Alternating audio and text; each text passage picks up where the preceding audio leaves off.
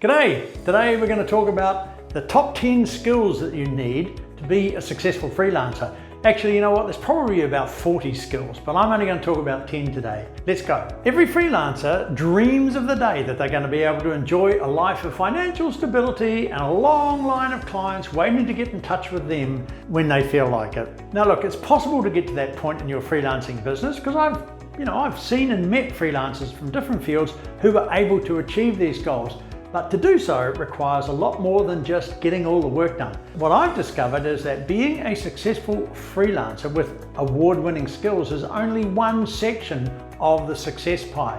If you want clients to keep coming back, you need to give them a reason to come back, and a lot of that has got to do with how they feel and what they experience when they're working with you. And so what you want to do is give them the most positive experience, even perhaps bordering on life-changing, so that they will always want to come back to you. Are you ready to make a huge difference in your clients' lives? Then master these skills. Skill number one is marketing. 20 years of experience as a designer or a writer won't get you anywhere if nobody knows you exist.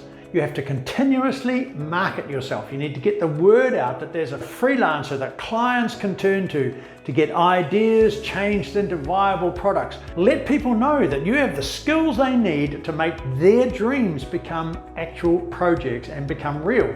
Now look, marketing may sound sleazy and distrustful, but it's the lifeblood of any business. And if you want your business to succeed, you're going to have to market your freelancing skills. You're going to have to do it consistently, and you're going to have to do it effectively, and you're going to have to do it to the right people so that they know you've got the skills that they need to solve their business problems. Now, the good news is that marketing doesn't have to come across as kind of scammy or suspicious. If you be yourself and you let people know that you have value to offer, that's marketing that can draw people in. It doesn't have to be all the hype and so on. In fact, the more honest and authentic it is, the better. Skill number two, professionalism. What separates the successful freelancers from the rest of the crowd is their level of professionalism. These freelancers see themselves as a business and not as a kind of a contractor hire or a kind of hobby job. So these people know that they're in it for the long run, so they have to treat their business with respect. And I see so many people who don't do this. It just drives me crazy. They're putting all the hours in, but they don't treat their businesses properly. You need to be firm with your rates. You need to treat your clients well. You need to know when to say no, and you need to do the work necessary to meet your monthly and yearly business goals. Oh, haven't got any business goals? Get some, because if you don't, you can't be professional. So number three is self-discipline. And in a lot of ways, I think this is the most important quality, because if you don't have it, you're never going to be able to handle your work and your life as a freelancer. Because when you're a freelancer, you've got plenty of opportunities to do interesting and fun things, the things that you like. You might be tempted to do them every time an opportunity presents itself. And if you do, you'll end up playing chess or walking the dog or drinking beer or whatever else is you like doing literally all day and not doing any work. But while you're having fun, your work is going to suffer. You'll miss deadlines, you'll upset your clients, and if you start losing clients, you're going to start losing money. So having fun all the time is at the risk and the cost of getting a job well done. So setting a work schedule, including the hours that you're going to work, is absolutely vital for the organization of your daily activities, whether it's work or play, and build them both into the schedule. Right, number four, persistence or resilience. I use the terms I mix them. Being a freelancer can be really hard sometimes, especially in the beginning when your email box is full of rejection letters and you haven't got any interview invitations. Not to mention the fact that your goal is actually to land a paying gig. It's hugely important not to give up when the road is getting a bit steep or has a few bumps. It is absolutely crucial that you are persistent and you have resilience and you don't stop looking for clients. You only need one or two to notice you and give you a chance to prove yourself, and then it gets easier. And we talk a lot about how to get your first 5 clients before you actually step out of the job and before you have to spend any money up front. This is really, really crucial. All right, number 5, initiative. If you've been an employee for a long time in the wrong company, You may be used to kind of being dependent, which means that you might find it normal to have someone else constantly checking up on you, following your every step, checking your work and telling you what to do. The moment you become a freelancer, you have clients and not keepers who call themselves your boss. You aren't going to be told what to do anymore. You need to take initiative. You need to ask questions. You need to suggest ways to improve the projects that you're working on. You need to be clear about what the overall outcome is. And if you can have those conversations with your client, they're going to value you even more.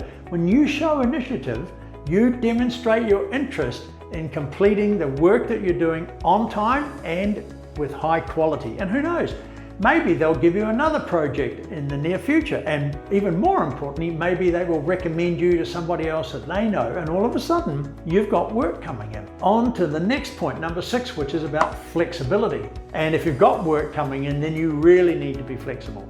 It's going to help you to assess the situations that you find yourself in terms of the demands on your time and what decisions to make. It's also going to help you when you're looking for ways to diversify the kind of work that you do and the skills that you're using and looking for new opportunities and freelance trends. You need to know how to analyze information. That's really important. You need to be ready to adapt. You need to learn new things if the market demands it, and you need to know how you're going to react to that. Your flexibility will also allow you to take rush jobs from clients who need a task to be completed urgently with short and quick turnaround time. Now, this type of last-minute tasks aren't obligatory, they're not mandatory, and you can always say no. But I'll tell you what, when the client needs something done really, really fast, then the price will go up like this. And if you can, you should take them on, bang them out, boom, and done.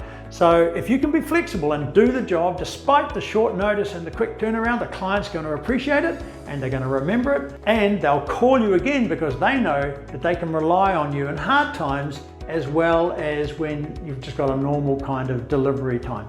All right, number 7 is communication skills. In most cases, we freelancers work exclusively online. We communicate through email or chat or voice and video calls and other kinds of programs like that, often through a computer and almost never in person.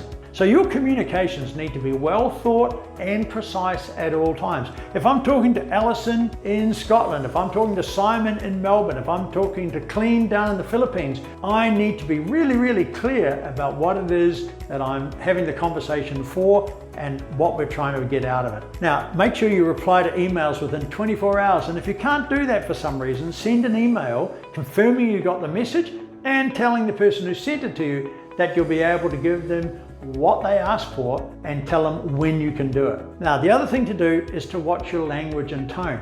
You might be a lot sweary in your communications with your mates, but don't be with your clients. They may be a bit sweary too, but the only place that you might join them is like on a Skype call where nothing gets written down. You never know who else sees the documentation that you send to the client. Be very aware of that. And number 8, track the changes. If a client wants changes, always have a written confirmation of those changes. Otherwise, it will turn into a shit fight. Oh, sorry, I forgot about number 7. When it comes to payment, and never start changed work, which will cost the client more without getting your normal 50% up front. It's not being penny pinching, it's being prudent and it's being risk averse, which you as the business owner are responsible for. Now, it's also going to test whether the client was just kind of trying it on to see whether they could get you to do it for free or they're really serious. And number 9, show the passion. If you want to rock on as a successful business owner, the best way to do it is to choose a niche in which you know that you're going to love the work that you do. And that's a niche in which you are passionate and where you can grow and thrive, where you don't mind staying up to 2 a.m. to get that piece of work done for the client because you know they're going to love you to bits for doing it, and because you know what, you can do it, and you're forming an amazing relationship with the client for the long term. Passion, skills, and success often go hand in hand. If you can't resist improving on your skills and work because you're passionate about it, you're going to succeed. If you're constantly looking for how you can do things better, you are definitely going to succeed. So finding the right niche means that you're going to be able to deliver awesome results for your clients. And those are the results that you will feel proud of, the results will make your clients want to hire you again and again, and that they will give you referrals about. You can raise your income, you can improve your skills, and you can really love the work that you do, or at least most of the work that you do, if you're in the right niche. And number 10, constantly evaluate, because that's how you become perfect. You don't need to master all of the 9 characteristics that I've just been through to be absolutely perfect in each one of them to succeed, but what you do need to be doing is being aware of your strong and your weak sides and figure out how to improve the qualities that you need to improve, because that'll give you a greater chance of succeeding as a business owner. Even world-class teams like the New Zealand All Black rugby team, they are constantly looking at their strengths and their weaknesses and figuring out how that they can improve. Okay, so being a business owner really isn't a walk in the park. Yeah, you're your own boss and you're kind of in charge of what you do and when you do it, but you know, there's a flip side to that. Freedom includes the freedom to suffer, and no other way to put it. There's no safety net, and when things go wrong, you have to take responsibility. You have to make sure that things go right. Now look, if freelancing and entrepreneurship were as easy as some people make them out to be, everyone would be a business owner. You may not know that 1/3 of the people in the US think that owning a business is more scary than strapping on a parachute and jumping out of a plane. Worth taking a minute to think about this before you quit your job, or if you have already quit and things aren't going so well, then ask yourself, can you truly see these characteristics in yourself that I've gone through? If the answer is no, then ask yourself another question. Am I willing to learn to overcome my weaknesses and learn what I'm lacking? And it's okay at that point again to say no as well, because you know what? Owning a business ain't for everybody. So if you like this topic, we have an upcoming online course that will teach you in detail everything you need to know to get on your feet and build a business using your skills from scratch. And the link is in the description. Don't forget to like this video and subscribe, because it helps support the channel. And if there's anything that you'd like for me to talk about, drop them in the comments. And don't forget to hit the bell icon to be part of the notification squad to get notified every time we upload, because I respond to questions in the first hour. I'll see you in the next video, and I'll catch you later.